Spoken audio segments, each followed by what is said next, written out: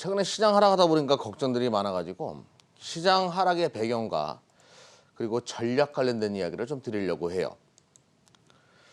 최근에 시장이 급락을 하고 나서 제가 근데 누누이 말씀드렸어요. 빨간 색깔이 여기 10 아래 내려봤을 때는 매도 자리가 아니다라고 말씀을 드렸고, 아무튼 시장은 돌리긴 돌렸는데 우리 이런 얘기 있죠. 찝찝하다. 지금 찝찝합니다. 어딘가 모르게 내 마음 한켠에는 불안하고, 또 한 번 시장에 밀릴 수도 있겠다. 또 시장의 비관론자들은 또 신나게 추세 하락을 외치면서 이야기하다 보면 내가 주식을 팔아야 되나, 반등 시 매도를 해야 되나 고민들이 참 많을 거예요. 그럼 원인부터 한번 우리가 해석을 한번 해보자고요. 지금 시장 하락의 가장 큰 원인은 석탄부터 시작된 원재료의 가격의 폭등, 그리고 비메모리 반도체와 같은 어떤 일부 품목의 가격 급등으로 인한, 또 쇼티지로 인한 중고차와 같은 이런 품목들의 가격 인상, 이런 것들이 원인이 된 겁니다. 우리는 이거를 그냥 인플레이션이라고 이야기를 하죠. 유가가 이런 식으로 올라가게 되니까 석탄에 이어서 유가는 대표적인 원자재의 기준이기 때문에, 인플레이션의 기준이기 때문에 시장에선 불안할 수밖에 없죠. 유가가 너무 치는데? 이것뿐만 아니라 천연가스 가격도 이런 식으로 올라가게 되니까 한파가 올 경우에는 유가는 $100, 천연가스는 여기서 30% 정도 상승한다라고 누가 하더라. 어디서 보고서가 나왔더라. 이렇게 되니까 여러분들 제일 먼저 떠오르는 게 뭡니까? 우리가 코로나 때문에 강한 정부들이 다 들어서기 시작했어요. 그 강한 정부들은 재난지원이라는 이름으로 시장에다가 돈을 뿌려댔습니다. 이 돈을 회수할 수도 있겠네. 이 돈이 시장에 뿌려지다 보니까 인플레이션이 발생한 것이야. 이 돈을 그들이 회수할 수도 있어. 그리고 그와 맞물려 가지고 유가가 튀고 일부 원자재 가격이 튀니까 미국의 국채금리까지 같이 튑니다. 10년물까지. 그거 봐, 내 말이 맞잖아. 미국도 금리 인상 준비하는 거 아니야? 시장은 정책의 회귀, 정책의 정상화, 시장에 뿌려놓던 자금들의 회귀를 걱정하기 시작하는 거죠. 풀어놨던 수돗물을 잠근다. 이런 우려감들이 발생하면서 지금 주식시장에 조정이 들어왔다라고 보시면 돼요. 근데 여기서 지금 하나 우리가 눈여겨봐야 되는 것은, 인플레이션을 지금 글로벌 시장의 공조 시스템으로 잡을 수 있는 시나리오라는 얘기예요. 실무 경제까지 이 인플레이션의 우려감이 발생했다는 얘기는 서서히 그들의 움직임으로 어느 정도 누를 수도 있는 그런 상황이다라는 것을 여러분들이 또 잊지는 않았으면 좋겠고요. 두 번째로는 인플레이션이 과연 주식시장에는 나쁜 것인가 항상. 글쎄요. 인플레이션이 주식시장 하락의 원인이 됐던 적은 저는 본 적이 없었던 것 같아요. 다른 것들이 원인이 됐죠. 한 예로 2007년도 국내 주식시장에 버블이 발생했을 때 이 파란 색깔 유가 보십시오. 유가가 이렇게 올라갔습니다. 아주 신나게 올라갔었죠. 이때는 진짜로 자산시장에 버블이 발생했었어요. 유가가 이렇게 치고 나갈 때 2007년도, 그리고 금리 인상도 굉장히 빠르게 진행됐거든요. 그때 아마 2007년도 금리 인상이 가장 큰 폭의, 우리가 봤던 최근에 가장 큰 폭의 금리 인상을 진행하는 시기였는데요.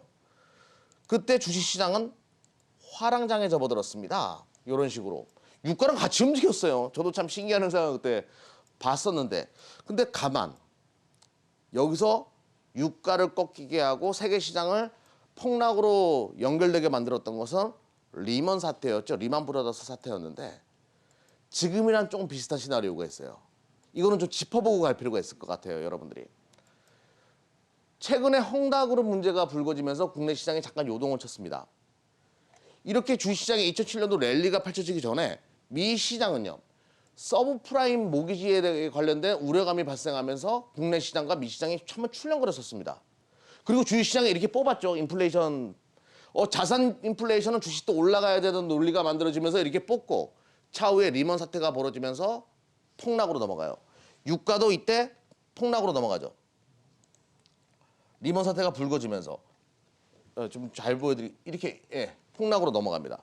자, 다시 한번 이야기 드릴게요. 서브프라임 모기지가 1년 정도 문제가 될 것이라는 얘기가 나오고 시장은 폭등으로 갔다가 리먼 사태가 불거졌다는 얘기예요. 지금 헝다그룹 얘기가 차후에, 헝다그룹이 그렇다는 얘기가 아닙니다. 헝다그룹과 같은 이런 부채 위기가 차후에 시장에 발목을 잡을 수는 있어요. 하지만 지금은 아니라는 거예요. 지금은. 보통 이런 문제들은요. 과거의 경험으로 봐도 그 전에 한번 살짝 불거졌다가 그와 비슷한 류의 실질적인 현상이 발생하면서 시장이 시스템 붕괴로 넘어가는 경우가 있거든요. 그래서 지금은 아니고 내년 정도 돼가지고 우리가 글로벌 시장의 부채 위기, 금리 인상 시기가 올 테니까요. 그와 관련된 것은 우리가 좀 면밀히 분석할 필요가 있겠지만 지금은 시장의 추세 하락으로 돌리기에는 조금 이른 감이 있다. 이렇게 말씀드리겠습니다. 그리고 이제 한번 생각을 해보자고요. 인플레이션이 발생하고 최근에 또 어제 미 시장 고용지표 실업률 4.8%까지 떨어졌더라고요. 근데 이제 고용지표가 좋지 않았다 이러면서 이제 미 시장이 살짝 어제 조정이 들어왔는데 임금 인플레이션이 발생했어요. 미국 같은 경우에는. 그래서 인력 부족이 고용지표 악화의 주요한 원인이었죠. 자, 그러면 임금 인플레이션까지 발생했다? 그 얘기는 다가오는 미래의 경제 지표는 좋다라고 시장은 판단하고 있는 거예요. 그러면 그 배경은 무엇인지, 그리고 인플레이션은 제가 서두에 뭐라고 말씀드렸죠? 주식시장 하락의 근원이 된 적은 없다라고 얘기했죠. 오히려 경제 지표가 좋아지는 그런 역할을 일시적으로는 했었기 때문에 차후에 부채 문제가 불거진 건 사실이지만, 자, 요거 한번 보도록 하겠습니다. 시장은 경제 지표 개선에다가 서서히 포커스를 둘 거예요. 위드 코로나 선언했거나 검토하는 국가들 2차 접종 완료율을 보게 되면 70%가 넘어가는 국가들이 상당히 많습니다. 싱가포르, 덴마크, 뭐 아일랜드 등등. 영국은 65%, 한국은 여전히 50%대에 있지만 아무튼 이런 구조. 점진적으로 백신 접종이 확대되면서 어떤 현상이 발생하냐면요. 미국, 유럽, 인도 사망자 수를 전 세계 사망자 수에다가 비례해서 봤을 때 주요 국가들이 점진적으로 계속 사망자 수가 줄어들고 있다는 얘기예요. 요거는 우리가 좀 체크를 해봐야 되는 상황이에요. 그래요. 확진자 수는 증가한다라고 하더라도 백신 보급 이후에 사망자 수가 현저하게 줄어들고 있는 것은 명백한 사실이니까 위드 코로나로 가는 것이 맞다라는 분위기. 그거는 실무 경제 회복을 끌어올리는 아주 원초적인 원인이 될 수밖에 없다라는 논리는 여전히 시장에 깔려 있다라는 것이죠. 대한민국도 한번 볼까요? 말 나온 김에. 저도 끝나고 이제 백신 맞으러 가야 되는데, 예. 사망자 수 그래프는 이렇게 확진자 수 그래프는 계속 증가하는데 지금 사망자 수는 계속 떨어지고 있는 거는 명백한 사실이라는 얘기죠. 치사율은 계속 낮아지고 있어요. 지금 위드 코로나로 가는 것이 맞다라는 국민들의 판단은 틀리지 않아요. 결국에 이렇게 갈 수밖에 없는 거죠. 세계의 빗장은 열리고 지구는 다시 돌아가기 시작한다는 논리는 여전히 깔려 있고, 이것이 무서운 경제지표 개선에, 소비 경제지표 개선의 원인이 될 것이다라는 것은 틀리지 않은 분석입니다. 자꾸 물음표 가지면 답 안 나옵니다. 주식은. 2년 동안 멈췄던 지구가 다시 돌아서기 위해서 준비하고 있고요. 주식시장은 이거를 분명히 반영할 수밖에 없다라고 저는 계속 이야기를 드려요. 그래서 위드 코로나 관련된 종목을 포트에다가 두라라고 이야기하는데, 제가 개인적으로 너무너무 우려하는 것 좀 설명드려볼까요? 여러분들을 걱정하는 거 진심으로. 우리 개인 투자가 여러분들은, 제가 서두에도 우리 대한민국 개인 투자가들은 감성적이고 집단주의적이고 그리고 행동주의적이기 때문에 참 걱정이다라고 이야기를 했어요.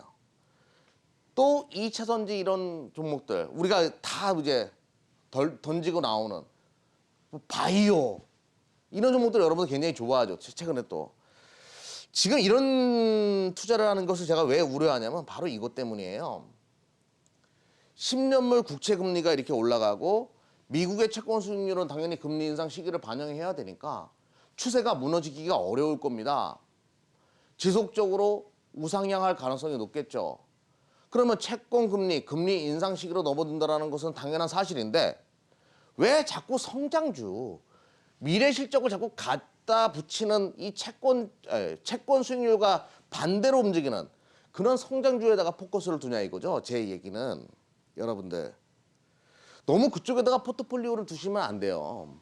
우리도 이치든지 뭐 에코프로 BM 2년 동안 가져왔다가 최근에 물량을 다 줄였다라고 여러분들의 얘기를 드려요. 그 얘기가 뭐 자랑하려고 하는 것 같습니까? 그런 얘기가 아니죠. 그런 얘기를 드리는 이유는 성장주에서 조금 가치주로 미금리 시장이 올라가고 있으니까 가치주로 좀 작업을 이동할 필요가 있어요라고 이야기를 드리는 거예요. 하나를 얘기하면 둘은 아셔야죠. 어느 정도로. 저는 그랬으면 좋겠습니다. 아, 24시 클럽이 성장주 쪽에서 채권 금리가 튀니까 자금을 좀 빼고 있구나. 이렇게 생각을 해보실 필요가 있다는 얘기예요. 그 자금은 어디로 가고 있냐? 가치주 쪽으로. 어떤 가치주로 이동하냐면요. 턴 어라운드 되는 가치주 쪽으로 우리는 자금을 스물스물 이동하고 있어요. 대표적으로 뭐가 있을까요? 턴 어라운드. 여러분들 경제가 재개된다라고 했을 때 수혜가 되는 종목들이 참 많이도 있어요. 지금까지는 코로나 난리통으로 인해 가지고 꽉꽉 묶여 있었던 그런 업종이었는데 경제가 재개되기 때문에 다시 주가 모멘텀이 발생할 수 있는 것들.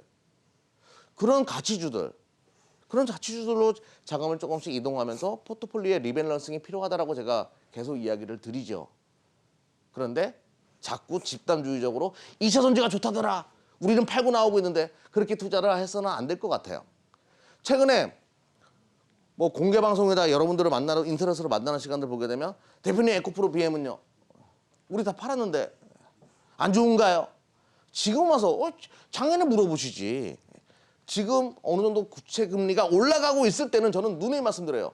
미래 실적을 갖다가 붙인 성장주들은 조금은 물량을 줄여야 된다고 계속 이야기 드리는데 지금 달라붙는 거는 조금 문제가 있다고 보는 겁니다.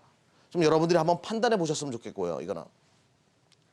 그리고 또 하나 삼성전자 얘기 좀 할게요. 당신은 삼성전자의 주주십니까? 많이 힘드시죠. 근데 제가 제 얘기를 한번 들어봐 주십시오, 여러분들. 이거는 대한민국 지수와도 연결되는 부분이니까 같이 한번 논의를 한번 해보자고요. 삼성전자의 PER은요. 12배고요. 대만의 TSMC는 26배입니다. 그리고 다른 메모리 반도체 쪽 같은 경우는 다 안 좋아요. 하이닉스 같은 경우에는 8.9배입니다. 그리고 애플 같은 경우에는 28배. 그러니까 삼성전자는 영업이익 기준으로 애플보다는 못하지만 그렇다고 해서 많이 부족한 것도 아니에요. 근데 시가총액 차이가 6배 정도 차이가 납니다. 참 말이 안 되는 거죠. 한 애플보다 3, 40% 정도 영업이익이 좀 빠지는데 시가총액은 6배 정도 차이가 난다. 6배, 5배, 6배 정도. 그러면 삼성전자는 TSMC보다도 왜 시가총액이 안 되고 돈은 더 많이 버는데 PER도 더 낮고 왜 이런 현상이 발생하냐 이거예요. 그거는 삼성전자가 메모리 반도체 전문 기업이기 때문에 그렇다는 논리가 지금 붙어요. 그럼 메모리 반도체는 왜 저평가돼야 되는데? 첫 번째, 치킨 게임에서 이기기 위해서는 돈을 버는 족속 설비 투자를 계속 해야 되니까 참 재밌대가리가 없는 그런 산업이다. 논리 맞아요. 두 번째, 수요처가 한정되어 있다 보니까 가격의 변동성에 의해서 주가가 너무 따라 움직이기 때문에 재미가 없다. 뭐 틀린 얘기는 아니죠. 과거 PC에 국한되었던 그 산업부터 치킨 게임은 계속 이루어졌고 스마트폰, 서버, 앞으로 자동차 아닌데 매출처가 다양해지네요. 그런 생각으로 봐서는 안 되는 구조에 지금 딱 마지노선에 있습니다. 생각을 달리할 필요도 있는 현재의 구간이라는 얘기예요. 아무튼 근데 전통적으로 메모리 반도체는 그래. 저평가되었으니까 삼성전자는 저평가돼도 되라는 논리로 이야기해 볼게요. 그러면 삼성전자가 메모리 반도체 말고 다른 곳에서 TSMC가 영위하고 있는 PER이 26배 애플처럼 평가받고 있는 TSMC가 영위하고 있는 요 산업에서 괄목할 만한 성장세를 삼성이 보여주면 얘기는 달라지겠네요. 삼성전자 고평가돼도 돼? 멀티플로 확대해도 돼? 이런 얘기를 붙일 수도 있겠네요. 내년도 하나투자증권에서 삼성전자의 영업이익을 60조 원 잡고 있더라고요. 지금 멀티플이 그러면 42, 7배? 예, 그 정도에서 거래되는 것 같아요. 내년도 60조 원이라고 치면 7배. 한 10배 정도만 준다라고 하더라도 600조. 현재 대비해서 삼성전자는 50% 정도 상승할 수가 있는데 아무튼 이거는 배제하고 그래요. 비메모리 쪽에서 삼성이 뭔가 만들어내기 시작하면 얘기는 달라질 수 있다. 이 논리부터 보도록 하겠습니다.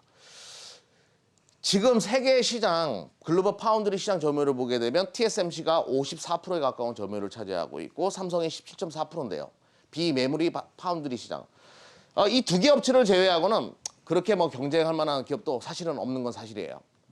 근데 삼성이 언제부턴가 수율이 점진적으로 개선되고 있어요.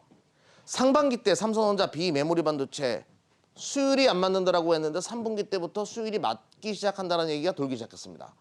그러면 4분기 내년도 점진적으로 TSMC의 점유율을 조금씩 가져오는 분위기가 만들어지게 되면 추격자니까